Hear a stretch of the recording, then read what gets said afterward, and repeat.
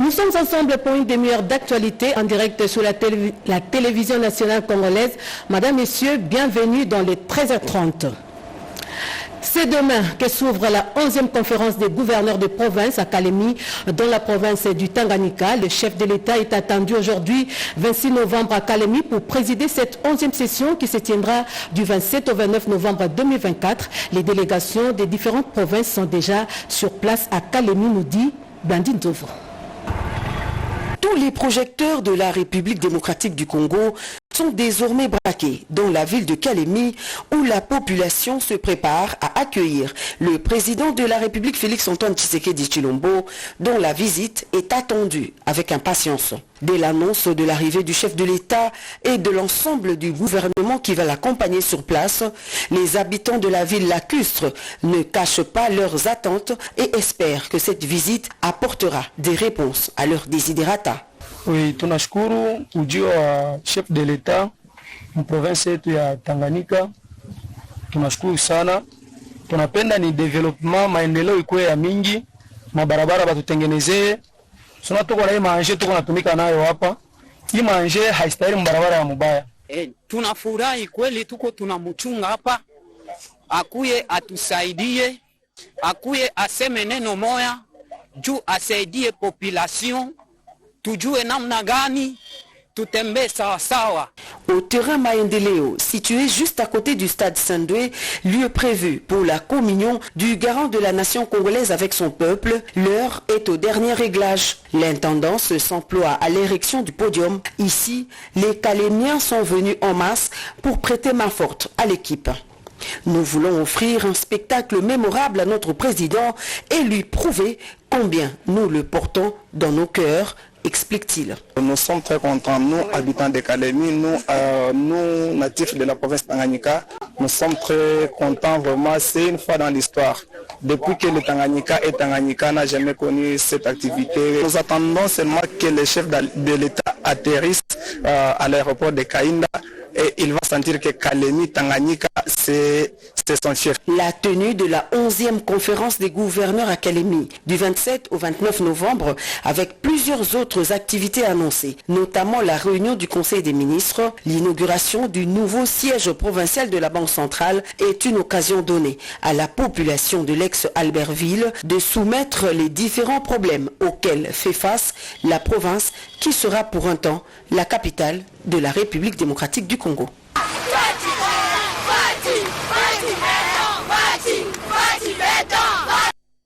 Et le vice-premier ministre, ministre de l'Intérieur et Sécurité, Jacquemain Chabani, lui est arrivé à Kalemi hier dans l'après-midi. Il va donc prendre part à ces assises qui seront présidées par le président de la République, Félix-Antoine Tshisekedi Tshilombo. Revivons cela en image avec Bobo Mokondi. Il est 17h passé de 50 minutes que l'avion transportant le vice-premier ministre, ministre de l'Intérieur, Sécurité, Décentralisation et Affaires coutumières atterrit à l'aéroport de Kiinda.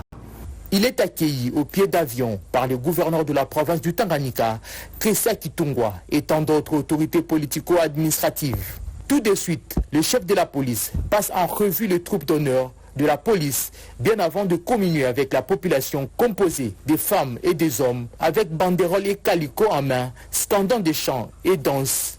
Une façon d'accueillir les patrons de la sécurité. Jacquemain Chabani est venu participer à la 11e session de la conférence de gouverneurs de 26 provinces de la République démocratique du Congo, qui se tient du 27 au 29 novembre au gouvernorat de la ville de Kalemi. Lancement hier lundi par le vice-premier ministre et ministre de Transport et Voies des Communications de l'opération de délivrance des permis biométriques avec puce. Cette opération d'innovation va améliorer la sécurité routière et peut-être réduire les accidents de circulation et promouvoir le respect du code de la route. On fait le point avec Anastasie Doumbou et Nicole Sessep. 7 ans après une longue attente, le gouvernement relance l'obtention du permis de conduire biométrique sécurisé avec puce. Le vice-premier ministre, ministre des Transports et Voies de Communication, Jean-Pierre Bemba Gombo, a fait savoir dans son mot du lancement que la non-disponibilité des permis de conduire constitue un facteur important de sécurité routière.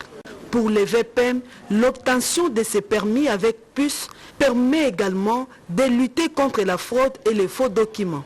Fruit d'un partenariat gouvernement-société autogiste, Marc Jabour, le directeur général de cette entreprise, salue ces partenariats. Pour lui, c'est une valeur ajoutée dans le secteur du transport. Le paiement de frais s'est fait à la banque Afriland et le retrait du document au siège de la Commission nationale de délivrance des permis de conduire CONADEP.cd.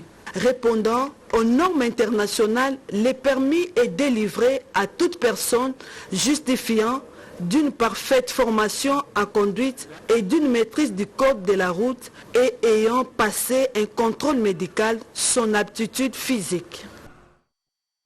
Autre chose, en cette période de fête de fin d'année, la police nationale congolaise ville de Kinshasa tient à la sécurisation des personnes et de leurs biens. Des mesures de courtoisie ont été prises lors de la causerie morale mixte FARDC-PNC. Anastasie Doumbou nous en dit un peu plus. C'était au cours de la parade mixte PNC-FARDC que le commissaire divisionnaire adjoint Blaise Kilimbalimba, déterminé à intensifier la patrouille pour renforcer la sécurité des Kinoises et Kinois en cette période de festivités de fin d'année. Le numéro 1 de la PNC ville de Kinshasa a également pris d'autres mesures telles que la lutte contre les embouteillages à Kinshasa. Désormais, tous les véhicules en mauvais état seront interpellés et ramenés à des fourrières. L'interdiction d'arrêter des mototaxis par tous les services en dehors de la police de circulation routière. J'interdis formellement la tracasserie sur la route. La police est là aussi pour réglementer. En ce qui concerne les exécutions des délogements, le commissaire Blaise Kilimbalimba a déclaré que ces services vérifient attentivement les décisions judiciaires avant d'envoyer les éléments à accompagner les huissiers de justice. Quelques présumés criminels, auteurs de vols de motos et visites domiciliaires ainsi que plusieurs véhicules en mauvais état arrêtés ont été présentés. Regardez vos amis policiers. Ils sont aujourd'hui devenus des criminels. Ils sont là pour attaquer les motards et les assassiner. Le métier d'un motocycliste, c'est aussi un métier noble. Il a par ailleurs demandé aux agents de l'ordre de fournir des efforts pour que la ville soit calme et sécurisée en cette période. On va parler COP29 dans ce journal avec la délégation de l'INPP-RDC qui avait présenté sur place les métiers verts pour lutter contre les changements climatiques. D'autres détails avec Rodé Panda. Atteindre 25% de l'effectif formé chaque année dans des métiers verts et verdissants, c'est le défi que tient à relever l'INPP. Cette structure étatique de la RDC est engagée dans la formation axée sur les métiers verts pour lutter contre les changements climatiques. À la COP29, la délégation des experts de l'Institut national de préparation professionnelle INPP, venue des provinces et de la capitale Kinshasa, a parlé lors des side events tenus au stand de la RDC de 1700 personnes formées dans 71 métiers créés.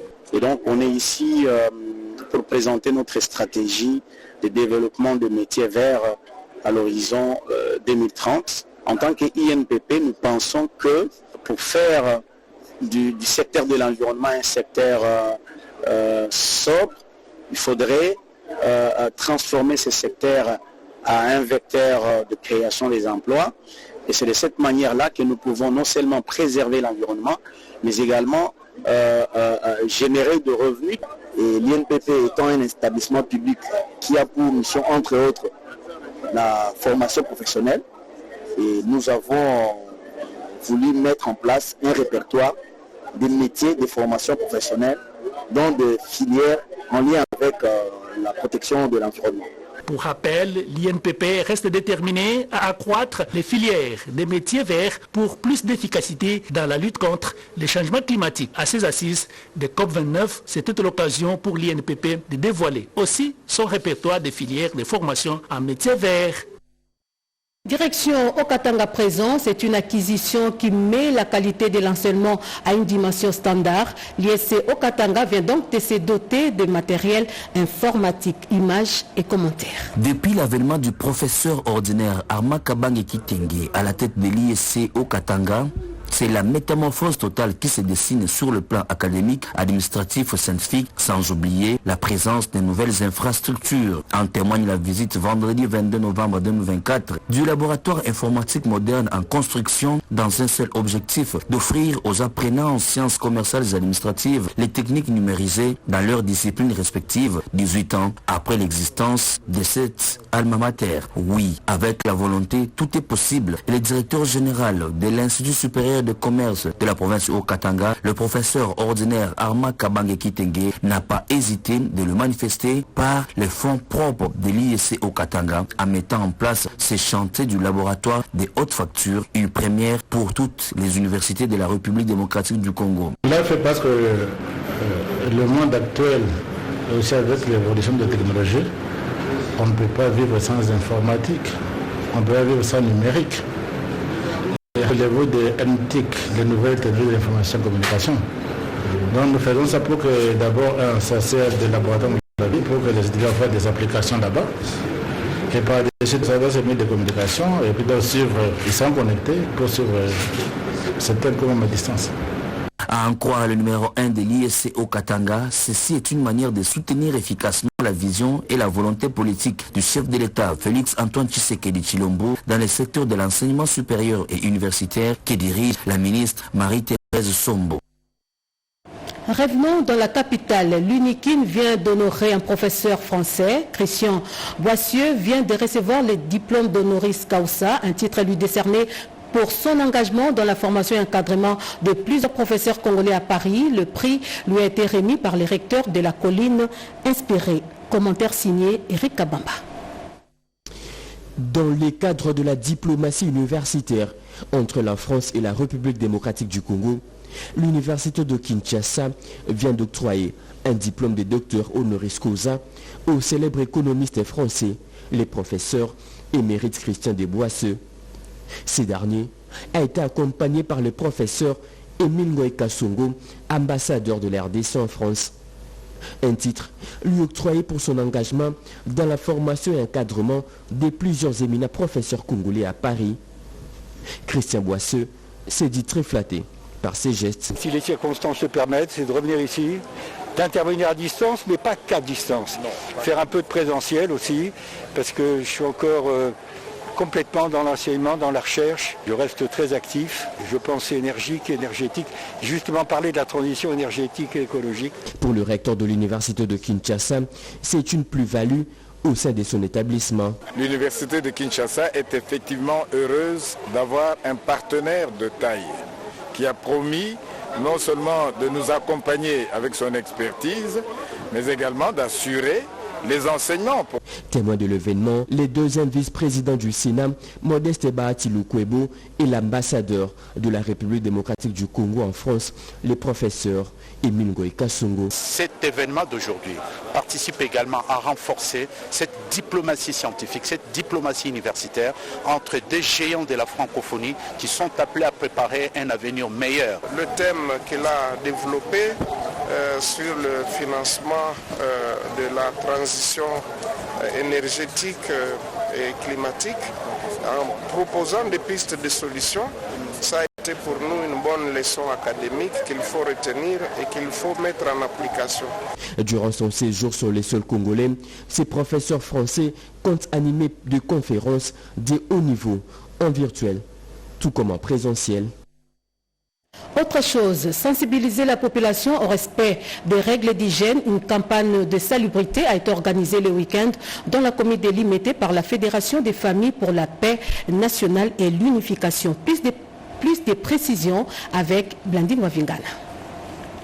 La campagne de salubrité lancée dernièrement par le gouverneur de la ville de Kinshasa a répondu favorablement. La Fédération des familles pour la paix mondiale et l'unification a organisé une activité de nettoyage et d'éducation aux règles d'hygiène dans la commune de Limete, dénommée Mouvement Vert Céleste. L'idéal est de sensibiliser la population de Limete et d'ailleurs à changer des mentalités vis-à-vis des ordures, jeter les déchets dans un endroit approprié pour ne pas polluer l'environnement afin de lutter contre le paludisme et d'autres maladies des mains sales. Ces mouvements verts célestes initiés par le révérend docteur San Myung Moon et docteur Adjahan Moon a pour slogan « Baptisons une Afrique belle et une Afrique saine ». Le révérend Jean-Pierre Kadima Mundadi circonscrit l'événement. Afrique verte veut dire que nous devons ramasser les ordures, garder notre environnement propre, parce que nous savons que Dieu a créé l'homme pour qu'il vive dans un environnement sain et propre. La Fédération des familles, d'abord dans sa vision du fondateur, le révérend Dr San Myung Moon, de pouvoir nettoyer notre environnement. Parce que la malédiction, les péchés, tout ce qui est saleté vient de l'environnement qui est sale. On ne peut pas s'imaginer. Ici à Kinshasa, la saleté est devenue notre ami. Il y a des mamans qui étalent des choses sur le sol et on vient, après quand il y a la malaria, nous condamnons Dieu. Nous disons que non, voilà, c'est la volonté de Dieu. Et pourtant, c'est notre irresponsabilité. Ces projets de nettoyage pour rendre l'environnement sain couvrent actuellement 14 pays d'Afrique dont la RDC. Au total, 40 inspecteurs et contrôleurs du travail dans les Lualaba viennent d'être initiés et renforcer leur capacité à travers une formation organisée par l'Agence de développement du gouvernement fédéral belge. Images et commentaires. Ils étaient au total 40, tous inspecteurs et contrôleurs du travail. Cette formation de 2 jours leur a servi à renforcer leurs capacités sur notamment les visites d'inspection avec des procédés efficaces et modernes, mais aussi l'harmonisation des outils de la digitalisation de l'inspection avec la formation et la remise des outils digitaux. Alors nous avions appris comment d'abord utiliser cet outil numérique qui est une tablette où il y a toutes les dispositions comme si c'était une fiche papier. Nous allons utiliser un outil qu'ils ont mis à notre disposition pour pouvoir faire bien notre travail. Il y a aussi une particularité parce que quand on collecte des données, on a la possibilité d'envoyer ces données directement à notre inspection générale du travail. Auparavant, il y avait une difficulté pour transmettre les données de notre biais d'affectation vers notre direction générale qui est à Kinshasa. Les interventions de Nathalie Kabombo, experte en protection sociale, de l'inspecteur urbain chef de division ou encore de l'inspecteur général du travail Jean-Paul Mbombo, ont au-delà du mot d'ouverture du représentant du ministre provincial du Travail circonscrit le cadre de cette formation. Avec l'accompagnement technique et financier de l'Agence belge de développement ENABEL dans le cadre du portefeuille Travail décent et protection sociale, cette activité s'est clôturée à Kolwezi, chef-lieu de la province du Lualaba. La communauté congolaise vivant en Ouganda, précisément à Kakere, vient de bénéficier d'un don de vivres et non-vivres, geste d'amour posé par M. William Bougene pour venir en aide à nos compatriotes à Bujumbura. Marie-France Zaina nous en dit un peu plus. C'est une journée bénie pour les femmes congolaises vivant à Kakere, un coin de la ville de Bujumbura, capitale de l'Ouganda. Ces dernières ont été surprises par la visite d'une forte délégation de la communauté congolaise vivant au pays de Yoweri Museveni, dirigée par William Bougeme. La communauté congolaise en Ouganda ne s'y pas rendue mais bredouille de vivre et non-vivre afin de permettre à ses compatriotes de ne rien manquer, le tout sur fonds propres. Élu à la tête de la communauté congolaise vivant en Ouganda depuis le mois d'avril 2024, William Bougeme a placé l'unité et restructuration de sa communauté dans ses priorités. Des actions caritatives sont prévues à travers le pays. Sensibilisation sur la révision constitutionnelle pour le développement économique et social de la RDC. Elle a été organisée à l'intention de la population de la Tchangou, nous dit Chimène Dondou.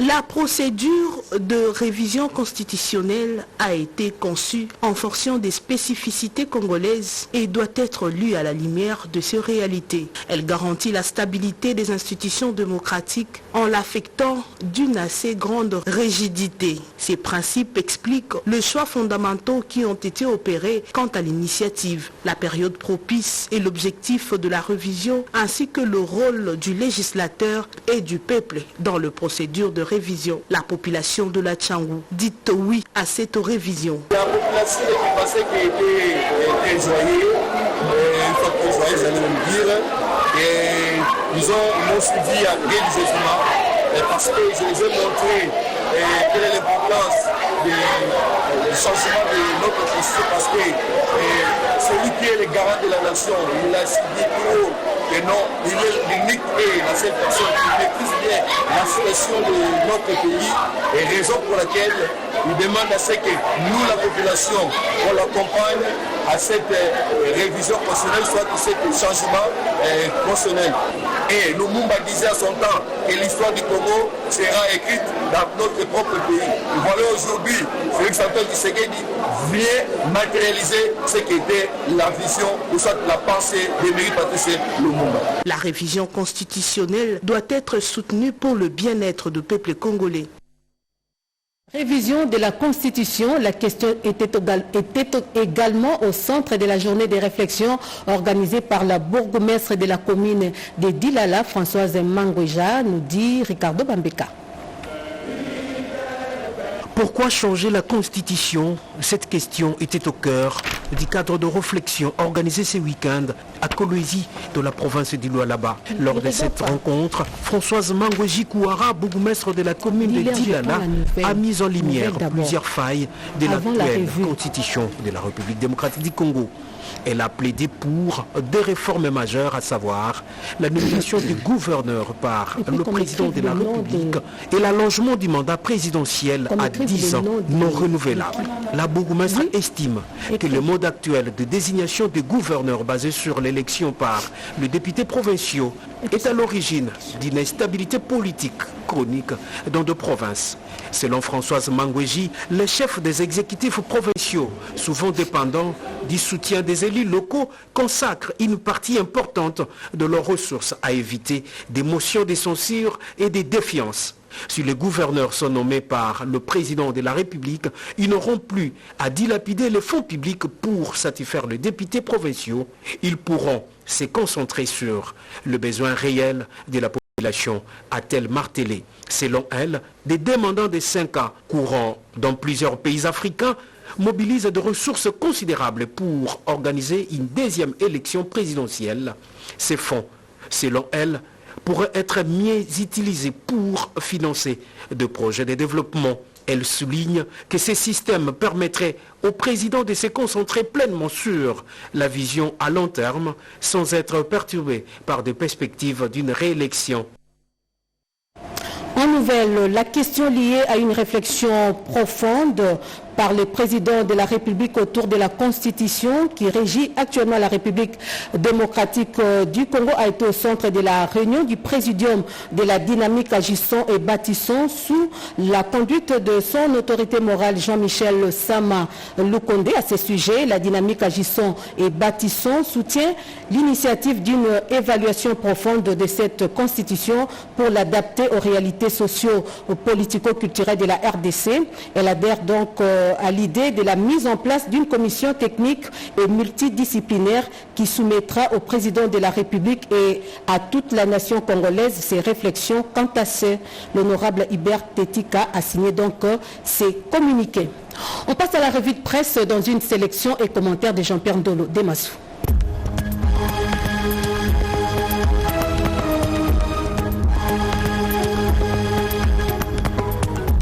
Bonjour mesdames, messieurs et bienvenue à cette revue de presse. Congo central, incursion de Bombondo à Kimvula, une personne tuée et 4 autres kidnappés, annonce info27.cd. Selon le confrère, les miliciens Mobondo ont effectué dernièrement une incursion à Kimvula au secteur de Lula-Lumene dans la province du Congo central. L'administrateur du territoire de Kimvula, Victor Lusako, qui a livré cette information relayée par Radio Okapi, a rapporté que ces ravisseurs venus de Popokabaka dans la province frontalière du Kwango ont emmené les personnes kidnappées dans cette contrée depuis près de 2 semaines. Kamanyola au Sud Kivu, une coopérative d'épargne braquée par des hommes en uniforme, révèle vraie thématique. Dans la nuit du jeudi 21 au vendredi 22 novembre, la coopérative d'épargne et de crédit de Kamanyola, située à Kabuya dans le groupement de Kamanyola, territoire de Walungu au Sud Kivu, a été la cible d'un braquage par des hommes armés en uniforme militaire non identifiés. Selon des sources locales, ces malfaiteurs ont opéré pendant plus d'1 heure dans les locaux de la coopérative sans que les forces de sécurité n'interviennent. Les biens et les économies de membres de cette institution financière ont été emportés, plongeant les membres de la COPEC dans une profonde inquiétude quant à la possibilité de récupérer leurs fonds. Au Katanga, tension entre Edi Kapent et l'archevêque de Lubumbashi, rapporte Mediacongo.net. Ça chauffe entre le commandant de la 22e région militaire, le général de brigade Edi Kapent, et l'archevêque de Lubumbashi, Monseigneur Fulgence Moutiba. Le premier a tenté d'empêcher le second de célébrer une messe le dimanche 24 novembre 2024 au camp militaire Vangu. La célébration a eu lieu malgré l'interdiction. Kinshasa, Blaise Kilimbalimba interdit l'arrestation des taximens moto par tous les services en dehors de la police de circulation routière, titre la référence plus. Cette annonce a été faite lors d'une parade mixte police FRDC. Profitant de cette occasion, Blaise Kilimbalimba a annoncé l'intensification des patrouilles à Kinshasa dans l'objectif de renforcer la sécurité de la population en prélude des activités de fin d'année. Fin de ce journal coordonné par Jean-Pierre Ndolo Demazou. La partie technique a été assurée par Papi Nginamao, Pascal Chisso, Iguette Ngundu, Rebecca Kikumali, Eric Kabamba et Yolande Voka. En leur nom, je vous dis merci de votre fidélité et confiance à la télévision nationale congolaise. L'information revient à 19h et ce sera avec Joël Makela à la présentation. Je vous souhaite de passer une très belle journée en compagnie de nos programmes. Au revoir.